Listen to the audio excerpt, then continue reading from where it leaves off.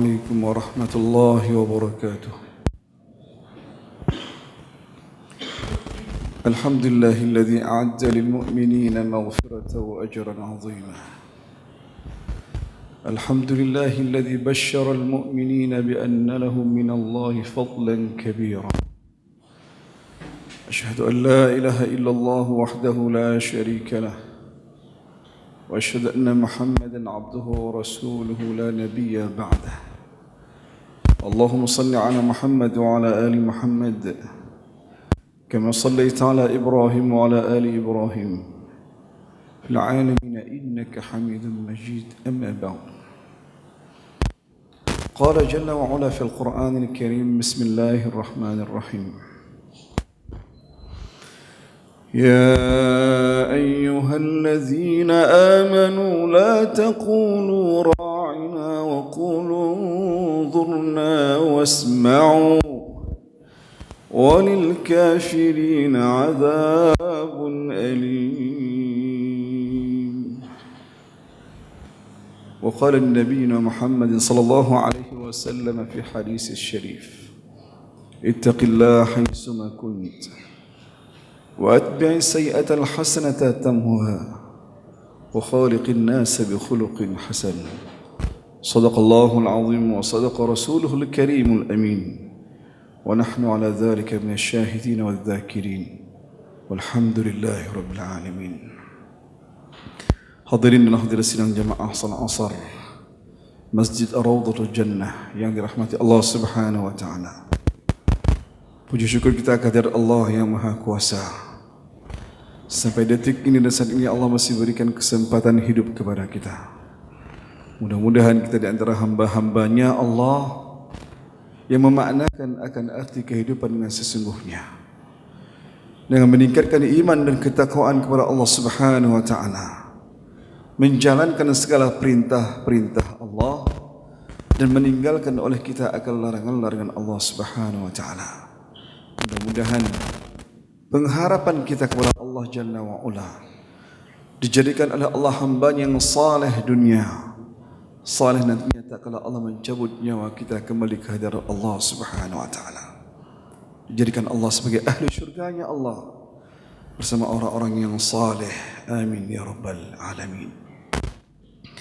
Salawat beruntaikan salam pada junjungan kita tercinta Muhammad ibnu Abdullah, Khatimul Anbiya wal Mursalin, diutuskan Allah ke atas permukaan bumi ini untuk mengajarkan manusia mengesahkan Allah, mentauhidkan Allah, mengagungkan Allah, membesarkan Allah, menyebut oleh mereka akan asma-asma Allah, sehingga dalam hati mereka, dalam fikiran mereka, yang maha segaranya hanyalah Allah.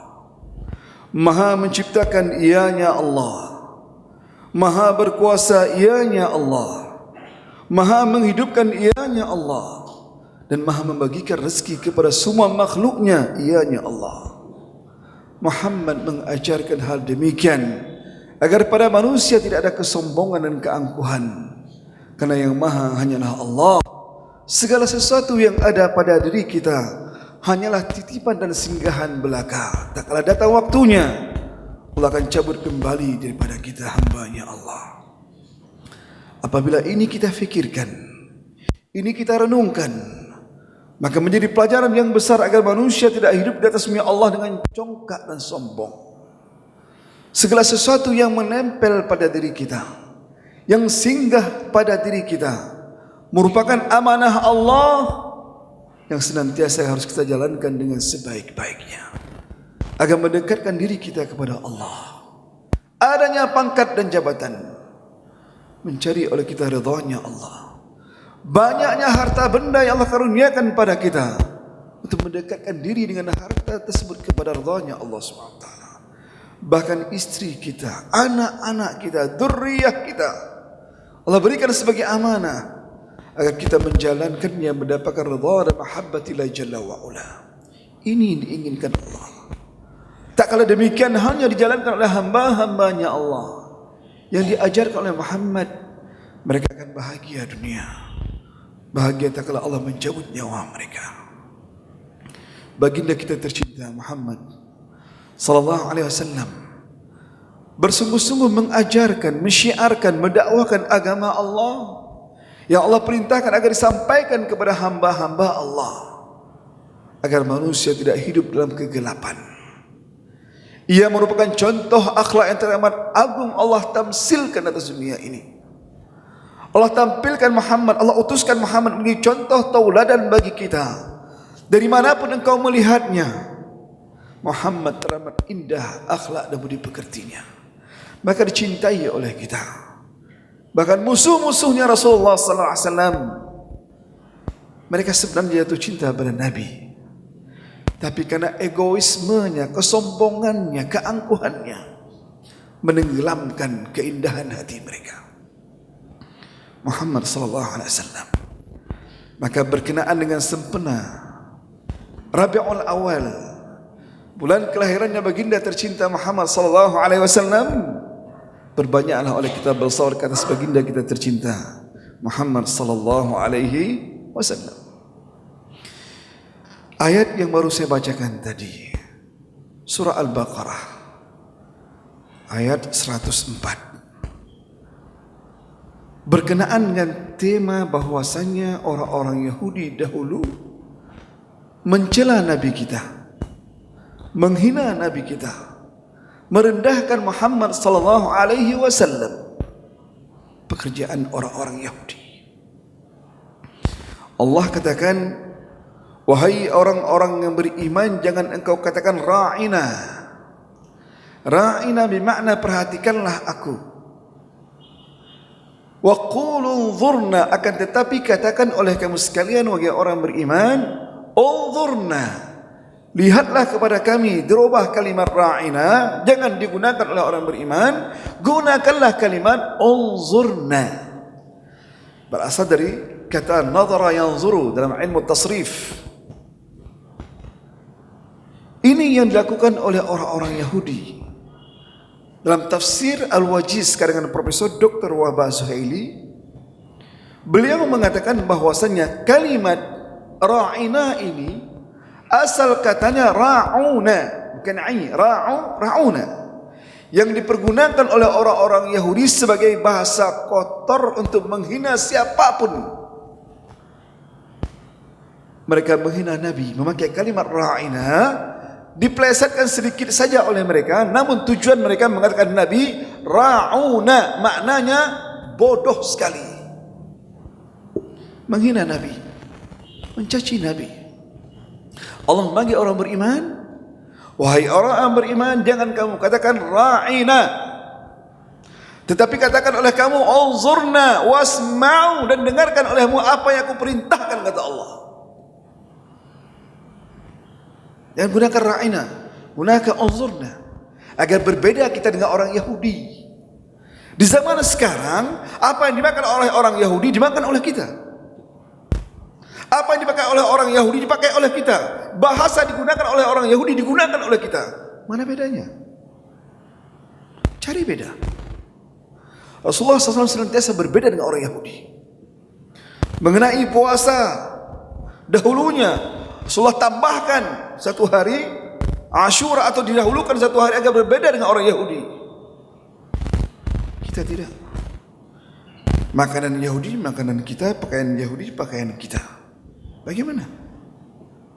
Allah perintahkan, wasma'u wal kafirina azabun alim. Bagi orang-orang kafir itu azab teramat pedih. Limaza? Lianna sibbun Nabi sallallahu alaihi wasallam alladhi akrama Allah munzu maulidihi hatta qabla maulidihi.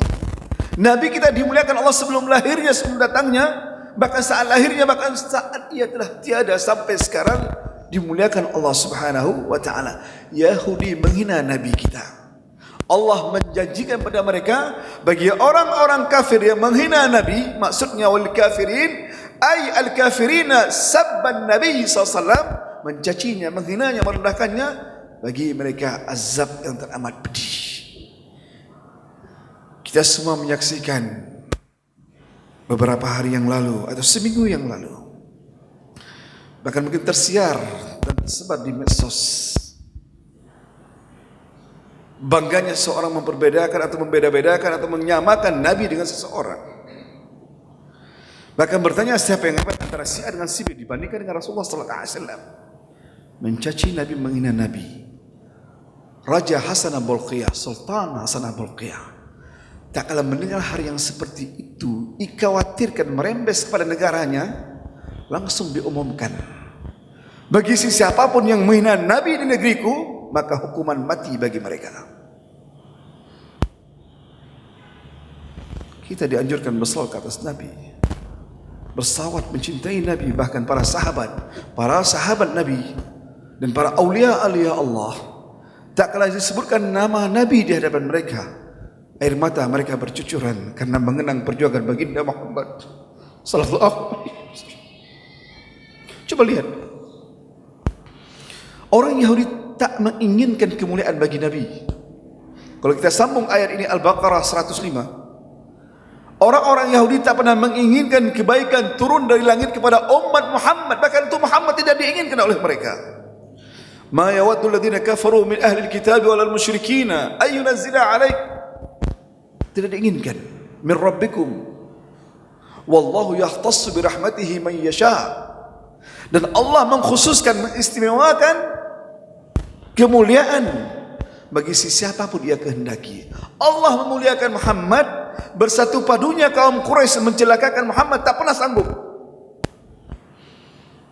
Ingat, tak kala baginda Nabi kita meninggalnya Khadijah binti Khuwailid, istrinya tercinta yang menyokong perjuangan dakwah Nabi, meninggalnya Abu Talib, paman yang senantiasa membela Nabi, tak kala datang Abu Jahal yang dikenal dengan Abul Hakam, datang Abu Lahab, pamannya sendiri, dengan antek-antek pembesaran tokoh-tokoh Quraisy menghadap Abu Talib meminta Muhammad itu digantikan dengan seorang pemuda bernama Imarah. Pemuda digantikan, diberikan pada Abu Talib untuk dipelihara. Kata mereka, Muhammad berikan kami untuk kami bunuh. Apa kata Abu Talib? Begini cara kalian tidak adil. Engkau minta anakku Muhammad untuk engkau bunuh, sedangkan engkau berikan Imarah pemuda ini untuk aku pelihara. Tidak adil. Selamanya aku menjaga Muhammad dan merawat Muhammad. Tak boleh satu pun menyentuh Muhammad, keponakanku. Perjuangan Abu Talib. Begitu dikenal dengan Amul Huzni, meninggalnya Abu Talib. Rasulullah tahun duka cita. Rasulullah mencari sokongan dakwah, karena semakin menjadi-jadinya orang-orang kafir Quraisy mengintimidasi Nabi, ingin mencelakakan Nabi, bahkan ingin membunuh Nabi. Muhammad dengan rahasianya pergi bersama anak angkatnya bernama Zaid bin Harisah.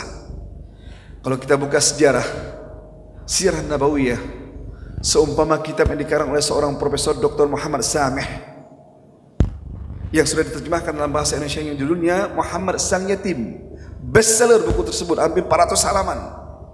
Muhammad Sang Yatim, dari awal sampai akhir dikisahkan, indah sekali. Siapa membacanya akan bercucuran air mata. Muhammad pergi dengan Zaid bin Harisah merahasiakan para penduduk Quraisy agar mereka jangan tahu. Pergi Rasulullah ke Taif. Ahli Taif disebut dengan Thaqif, kabilah Thaqif.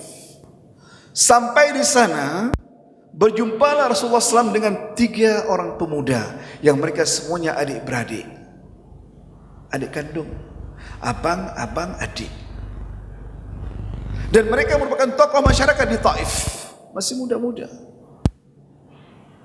Berdialoglah Nabi dengan mereka. Nabi menyampaikan, aku datang kemari mengharapkan sokongan dari kalian, dan izinkanlah kami untuk mendakwahkan agama Allah di negeri ini. Salah seorang mereka berbicara, angkat bicara. Kalaulah kamu seorang nabi, maka mulai hari ini aku tak akan berbicara denganmu, karena tak pantas Tuhan mengutus orang seperti kamu. 3 orang pemuda tersebut bernama Abdul Yalail, yang kedua bernama Mas'ud, yang ketiga bernama Habib. Ini adik-beradik mereka. Ketiga-tiganya menolak perjuangan Nabi, tak mau menerima Nabi. Bahkan singkat cerita Rasulullah mengatakan, kalaulah kalian tidak menginginkan kami mendakwakan agama Allah yang mulia di negeri kalian, tolong rahasiakan keberadaanku pada orang-orang Quraisy dan orang-orang setempat yang ada di Taif tersebut. Berkatalah salah seorang di antara mereka, kami akan usir kalian dari sini. Bahkan kami umumkan kepada masyarakat kami agar kalian diusir dan dihina dari negeri kami. Sedih sekali hati baginda Nabi sallallahu alaihi wasallam. Betapa berat perjuangan Nabi kalau kita mengingatnya. Maka kita sekarang yang tidak pernah berjumpa dengan Rasulullah SAW, Rasulullah dahulunya menyebutkan di hadapan sahabat. Rasulullah mengatakan, ya sahabatku, tahukah kamu ada orang yang sangat kucintai dalam hidupku? Para sahabat bertanya, bukankah kami ya Rasulullah? Bukan, kata Rasulullah. Bukankah kami? Bukan. Lalu siapa? Kata Rasulullah, tuba liman ra'ani wa amana bi. Berbahagialah kalian barang siapa melihatku dan kalian beriman denganku. Namun ia menegaskan, wa tuba wa tuba wa tuba liman lam yarani wa amana bi. Berbahagialah dan berbahagialah, sungguh berbahagia mereka yang tak pernah melihatku, tak pernah berjumpa denganku, namun mereka beriman kepadaku. Sallallahu alaihi wasallam. Itulah kita hanya mendengar lewat kisah Al-Quran tentang sosok Muhammad yang agung, yang mulia, yang sabar, yang amanah, yang siddiq, yang fatanah baginda Nabi SAW. Dilempari oleh kaum Taif, berjejeran orang-orang Taif, bahkan budak-budak, para remaja, anak-anak disuruh berbaris untuk melempari Nabi dengan batu. Zaid bin Harisah sampai badannya dan kepalanya berdarah. Rasulullah kaki tumitnya berdarah. Tak kalah sempatnya Rasulullah masuki sebuah kebun milik Utbah, ya, dua orang bersaudara, anaknya Rabi'ah dan Syaibah. Tak kalah Rasulullah duduk, dia mengibah, mengharapkan Allah. Dalam sebuah riwayat dikatakan, Rasulullah mengatakan, inni ashku dha'fa quwwati wa huzni. Aku mengadu perihalku padamu ya Allah atas kelemahanku. Kemanakah kau bawa aku ya Allah? Kepada kaum yang menghinaku. Singkatnya Rasulullah mengatakan, selama engkau tidak pernah murka kepadaku ya Allah, akan selamanya aku dakwahkan agama mulia ini. Datanglah malaikat Jibril. Wahai Muhammad, dari tadi aku diperintahkan Allah untuk memperhatikan kamu Muhammad. Aku melihat semua persaksian yang dilakukan oleh orang Taif kepadamu. Perintahkan Muhammad, sekarang semua malaikat penjaga gunung menunggu titah perintahmu Muhammad. Kalau engkau kehendaki gunung tersebut diangkatkan, dilemparkan kepada kaum Taif, maka mereka semua akan lenyap. Apa kata Rasulullah? Jangan, kata Rasulullah. Mudah-mudahan di hari kemudian nanti anak cucu mereka, salah satu dari mereka ada beriman kepada Allah. Namun kalau engkau celakakan, maka habis generasi mereka. Akhlak baginda Muhammad sallallahu alaihi wasallam. Maka mari kita kenang senantiasa dengan perbanyak salawat ke atas baginda Nabi, mencintainya, mentauladaninya, mengikuti apa yang dibawakan Muhammad sallallahu alaihi wasallam. Bahkan Rasulullah bersabda, la yu'minu ahadukum hatta yakuna hawahu tabi'an lima ji'tu bih. Tidak sempurnanya iman seorang di antara kamu kalaulah kamu tidak mengikuti apa yang dibawakan Muhammad sallallahu alaihi wasallam. Rasulullah tidak pernah bercakap sesuai kehendaknya. Rasulullah tidak pernah berbicara sesuai keinginan hawa nafsunya, tapi dia diajarkan Allah Subhanahu wa taala. Singkat ceritanya, tak kala Rasulullah duduk, kata Utbah dan Syaibah, wahai budak bernama Adas. Kalau baca sirah kadang-kadang Dr. Ramadan Buti Jami' Sirah, dikatakan di sana, lihat kenapa orang tersebut. Rasanya ia dalam keadaan bersedih, kata Utbah dan Syaibah. Berikan anggur kepada mereka. Dipetiknya itu pohon anggur, diberikan kepada Muhammad SAW. Rasulullah mengucapkan Bismillahirrahmanirrahim. Adas ini terkejut. Sudah lama sekali aku tidak mendengar kalimat ini, kata beliau. Dahulu aku mendengar seorang dari kaumku di negeri namanya Nainawah. Dalam kitab Nainawah diterjemahkan Nainawa, sebuah negeri di mana hidupnya Nabi Yunus alaihissalam. Kata beliau, apakah kenal engkau dengan Yunus? Kata Rasulullah, Yunus itu seorang nabi. Dan ia saudaraku, aku juga seorang nabi. Langsung si budak bernama Adas ini mencium kepala baginda Rasulullah, mencium tangan Rasulullah, mencium kaki Rasulullah. Utbah heran. Ada apa dengan budakku bernama Adas yang kuperintahkan untuk memberikan anggur, kemudian ia mencium kepalanya, mencium tangannya, mencium kakinya. Ada apa? Tak kala dia kembali dikatakan oleh Utbah, kenapa kamu seperti itu? Apakah kamu sudah disihir oleh dia, dipengaruhi oleh dia, sehingga engkau mencium kepalanya, mencium tangannya, mencium kakinya? Ada apa? Apa kata Adas? Sesungguhnya kamu tidak tahu, wahai tuanku, dia manusia paling mulia di atas bumi ini, sallallahu alaihi wasallam. Kemudian singkat cerita, Rasulullah kembali ke Mekah, tidak bisa masuk begitu saja.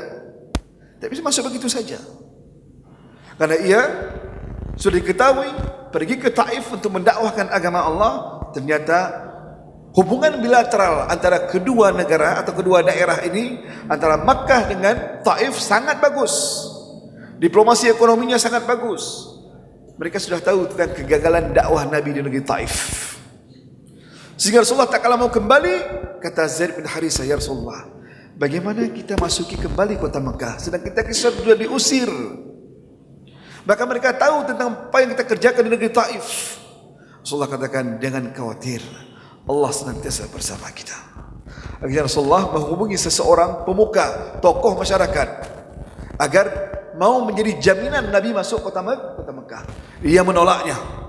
Yang kedua juga ditolaknya. Yang ketiga baru Rasulullah teringat kepada Mut'im bin Adi. Dia terima tawaran baginda Rasulullah sallallahu alaihi wasallam. Rasulullah dijemput oleh anak-anaknya dengan pedang segala macamnya, dikawal. Apa kata Abu Jahal? Muhammad, mana malaikat-malaikat penjagamu? Rasulullah masuk kota Mekah. Bukankah engkau utusan Allah? Kalau kamu Nabi dijaga oleh malaikat, kenapa engkau perlu dikawal oleh mereka? Ini, ingat, senantiasa Nabi mendapat cercaan, hinaan. Nabi jangan dihina, Nabi jangan dicaci. Ia merupakan hamba Allah yang paling mulia atas Allah Subhanahu wa taala. Maka mari kita umatnya senantiasa mengambil suri tauladan yang ada pada baginda Muhammad sallallahu alaihi wasallam. Dari manapun kita melihat mencontohinya. Ia seorang ayah yang paling baik. Ia seorang pemimpin yang paling baik. Seorang pendakwah yang paling lembut hatinya. Kalau bukan dengan kelembutan, tak mungkin Quraisy tertaklukkan mencium agama Allah Subhanahu wa taala. Apa kata Allah? Fabima rahmatin minallahi linta lahum walau kunta faddan ghalidhal qalbi lam faddu min hawlik fa'fu anhum. Maka mari dakwah jangan pernah dihentikan, mencerminkan kepada apa yang dilaksanakan, diajarkan oleh baginda Muhammad SAW. Dakwah di rumah kita, dakwah lingkungan kita, dakwah masyarakat kita, dakwah negeri kita, dakwah negara kita. Kalau dakwah berhenti, maksiat akan merajalela. Subhanakallah wa bihamdih, asyhadu an la ilaha illa anta, astaghfiruka wa atubu ilaik. Assalamualaikum warahmatullahi wabarakatuh.